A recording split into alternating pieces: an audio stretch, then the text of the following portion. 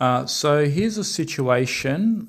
So I'm going to give you how Westerners respond to such situations and how believers in God respond to such situations. So basically, it says Uzal Martinez from Baja California, Mexico, shared his heartbreaking story on TikTok, revealing that he donated a kidney to his girlfriend's mother, only for her to break up with him a month later. To his shock, she married someone else after her mother's operation. In the viral video, which has earned over 16 million views, Ozal's reflection on his painful experience in response to a TikTok trend where men shared their worst relationship moments. While many users urged him to move on, Ozal took a humorous approach in follow-up videos advising others not to make the same mistake. We only have 2 kidneys, but now I have just one and I can't feel it, he joked. Despite the breakup, he reassured viewers that he and his ex are still on good terms and he has moved past the ordeal. So basically, what is the response from some of these Westerners? This person writes, for instance, I can't pronounce his name. I don't know what that language is. Is it Greek? Is it Russian? I'm not sure. It says, it's important to remember that self-care and personal well-being should always come first. While love and support are valuable in relationships, sacrificing your own health and happiness for someone else isn't sustainable. It's a lesson we all need to take to heart. Prioritize yourself and choose relationships that value you as much as you value them. And overwhelming majority people, 36 people, have given it a like, 11 have given it love and a love heart. So you see the overwhelming response is that, you shouldn't sacrifice yourself because those things aren't really sustainable. They're not sustainable. And my response to that is a lie. Who said it isn't sustainable? As Muslims, we believe that we will get our reward in the hereafter, even if we don't see much personal benefit in this world. But when you don't believe in an afterlife, that's when you feel betrayal. Alhamdulillah for Islam, it takes care of the aspects of being betrayed in this world, and you no longer need to worry about it. So Islam really helps contentment. I can do my best as a husband, provide for my family and my wife and my kids. However, if my wife and my kids leave me and they betray me, this hasn't gone to waste. For me, it hasn't gone to waste because I'm not an atheist. For an atheist, they may perceive it going to waste because they don't believe they have this reward with Allah. Atheists and non-believers then resort to going into something called self-harm and depression because they don't have the concept of the afterlife. So what happens for them is that they resort to things like taking drugs, or they try and wash down those tears by becoming an alcoholic just to escape the trauma.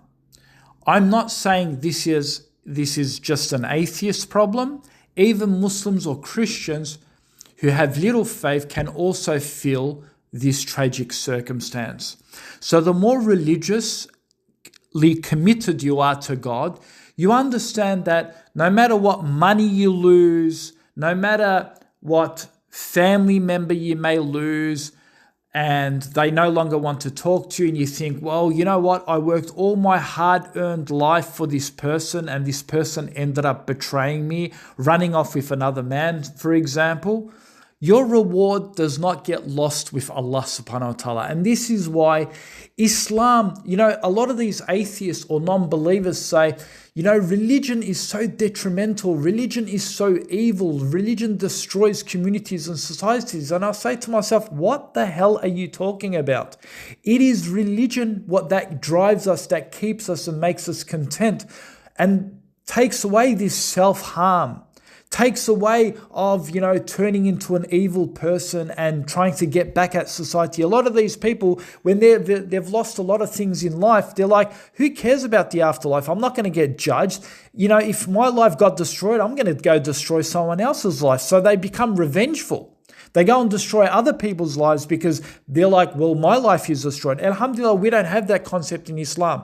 If my life is destroyed, Alhamdulillah, I still worship Allah and I believe whatever calamity I go through, I'll get rewarded in the next life. But the atheist doesn't have that concept. And when you don't have that concept, then what happens is you could. And I'm not saying in all cases, some atheists may turn to other things, but in a lot of cases, these people don't have anything to fall back on. So they're like, well, if I'm not going to I don't have anything to fall back on, then life becomes less worthy. So then they might commit self-harm. They might turn to suicide. And suicide, we know, is prevalent among atheists. This is a statistical fact that none of them can hide.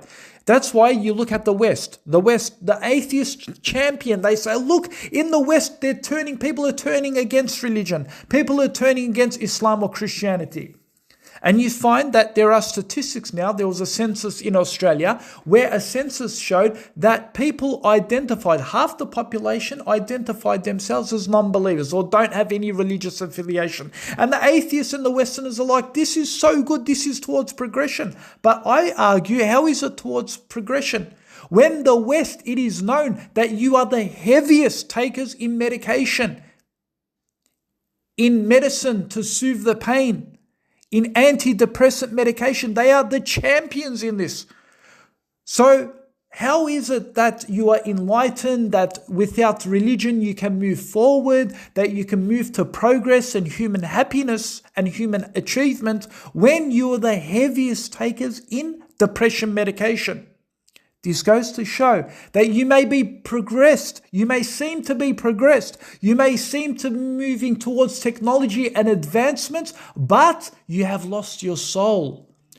You have stopped working for the afterlife. And when you have or faced with life difficulties, what happens is you turn to medication and drugs because you don't have the afterlife contentment.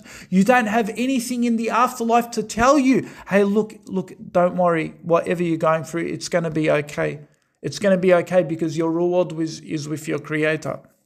Right? So when they don't have that, they are more susceptible in falling into depression and drugs and alcohol. Alhamdulillah, you have a look at the brothers and sisters in Palestine, for example, and the world is wondering, they're like, this bomb comes, they lose their whole families, and they're still content. They're still worshipping Allah. They're still praising God. How are these people keeping themselves together? Anyone else will be mad, will end up in a mental hospital. How are these people keeping themselves together? Well, they're keeping themselves together because they're content. Their reward is with their Lord. So how can these people ever say that, religion is destructive, religion is turmoil, religion is making people end up in a very bad state, when it is the complete opposite? Wallahi al-azim, if the Gazan people, if the Palestinian people were atheists, were non-believers, if they had no attachment to God, I'll tell you, they'll all commit suicide. Every single one of their family members, all the survivors will go to medication and commit suicide. They would not want to exist anymore. But these people among the crumble, they lost their houses, they've lost their whole civilization. They don't even have bread to eat, and they're still pursuing La ilaha illallah. They're still pursuing with their life. What is giving them that drive? It's the belief in God. That's what's giving them that drive. So how can these people say religion is evil? Shame on them.